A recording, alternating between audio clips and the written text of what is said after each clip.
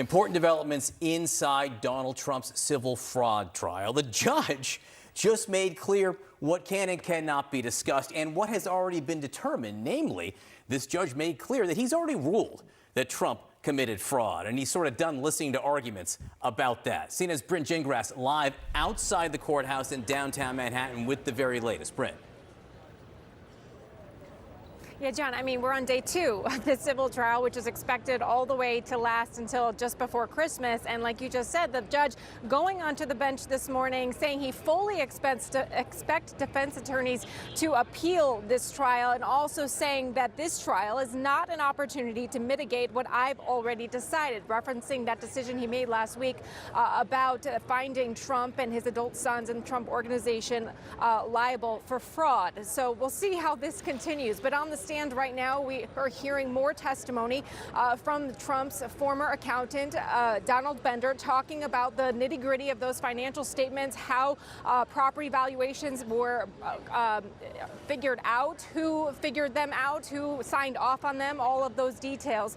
And we'll continue to hear from the defense, of course, who is fighting for the fact that there was no intent, there was no fraud when preparing financial statements and making valuations of properties. And their point, they say, there was no victims in this case. So that is the arguments that we'll continue to see echo throughout this long civil trial. Inside the courtroom, I can tell you that the former president walked in again, did not acknowledge New York Attorney General Letitia James, who's also seated in the courtroom right now. This is right after he made some statements again outside the courtroom about her and about the judge again. And also his son, Eric Trump, is also in the courtroom as well. The question is, how long do all of them, especially the former president, do they plan to stay today? They were here the full day yesterday. That remains to be seen how long he'll stay for this testimony. We also want to know how many times he'll actually be back at this courtroom. We know he is eager to testify in his own defense, so we fully expect that to happen. Again, a lot at stake here. We've been talking about it. Kristen Holmes has given great details about what is at stake here, his brand. He is eager to defend it, and as we've mentioned, the state has said in their opening statements, closing it out, saying that they are asking the judge to make sure that the Trumps never do business in New York again. So this is one we'll, of course, continue to closely watch. Now that the judge has already made clear there was fraud, and we're not going to argue whether there was fraud anymore in this courtroom, so how do they move on? Yeah, the Trump's team needs to really focus on what still remains in the case, and there's a lot. I mean, there are like 6 other counts in the case, and those counts do involve intent. Michael Cohen's going to testify. You know, it should be a fun cross-examination for them, although I think he'll hold up pretty well. They need to move off of playing Trump in the courtroom and playing up to their client sitting there. You know, maybe it'll change when he's not there, John, because while he's there, they really have to play to him. The judge is saying to them, look, I'm tired of you rehashing this point. You've already been sanctioned for making the same arguments over and over again. That's what the appeal's for. Let's move forward and deal with the issues ahead of you right now. What does the government have to prove? How are you going to counter that?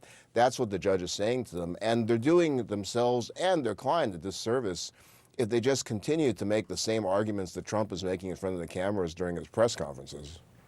Shan, there is no jury here. We can't say that enough. That was something that was a choice by Trump's defense team and perhaps Donald Trump himself. They are now arguing with the one person who is going to decide this case.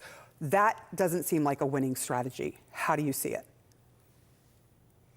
Well, judges are assumed to be better than lay people at putting aside personal irritation, putting aside some evidence or arguments that normally wouldn't make it before a jury.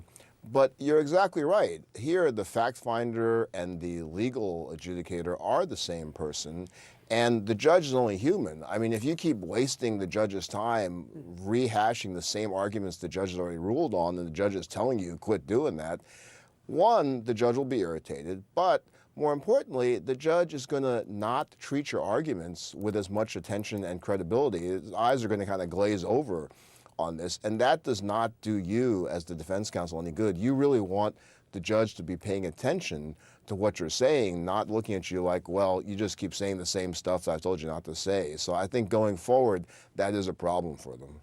Let's go back and talk around the table here. I want to, because this is inside politics and they're going to do the legal, very important legal discussions elsewhere today. The question that Donald Trump is asking, no, the allegation that he is putting out there is that the judge and the DA, they're doing this to take him off the campaign trail. Let's listen to what he said about that. This was for politics. Now, it has been very successful for them because they took me off the campaign trail. Because I've been sitting in a courthouse all day long instead of being in Iowa, New Hampshire, South Carolina, or a lot of other places I could be at. So that was yesterday as this began. Fact check. He doesn't have to be there. There is no requirement. He is not compelled legally to be there. His campaign aides make it pretty clear that they think that this is the best campaign stop for him, the best use of his time as a candidate in the short term as he could possibly have, despite how painful it might be when it comes to the core of who he is, a businessman. Dana, he's on the campaign trail. He is talking to his electorate, his base. He's talking to his donors and his supporters when he's out there saying, look what they're doing to me. He is sowing more seeds of distrust. We've been talking about that a lot around the table. He's out there saying, vote for me again, bet on me. I'm being mistreated by everyone else and I'm your guy. And he's ahead in the polls. It's working for him. So of course he's gonna stick with that line that you're not letting me on the campaign trail, so I'm just gonna do it right here in the courtroom. And even so, he's consuming all the oxygen in this Republican presidential race, which is frustrating his rivals, of course, because once again, it's all about Donald Trump. But we are seeing one thing here. I mean, this is deeply affecting him. This was not the president who was the most engaged president. Often he didn't read intelligence briefings. He wasn't exactly steeped in policy. He is steeped in this. This is his life. This is his core. And you can tell how much it's getting to him. So I don't know if that will have an effect on just his psyche here, but separately, outside the courtroom, as we've heard him talking, he's not under oath. When he's in that witness stand, he will be under oath. So this is something we've also not seen from him. So this is, it looks good politically, it is good politically, but it's perilous in the long term here. But he's on the campaign trail. You're totally right. Totally right. He might as well be in Cedar Rapids. Yeah. I mean, he is. He's on the TV in Cedar Rapids right now. He's just not, it's not like he's hanging out eating burgers at the, anyway. I want to take this up several notches to the core question of Donald Trump and should he be president again. And our colleague Jake Tapper got some great reporting from one of Donald Trump's many former chiefs of staff in the White House, John Kelly, retired general. And here's what he said. A person that has no idea what America stands for and has no idea what America is all about. A person who cavalierly suggests that a selfless warrior who has served his country for 40 years in peacetime and war should lose his life for treason. He's talking about Milley there. An expectation that somebody will take action, a person who admires autocrats and murderous dictators, a person that has nothing but contempt for our democratic institutions, our constitutions, and rule of law.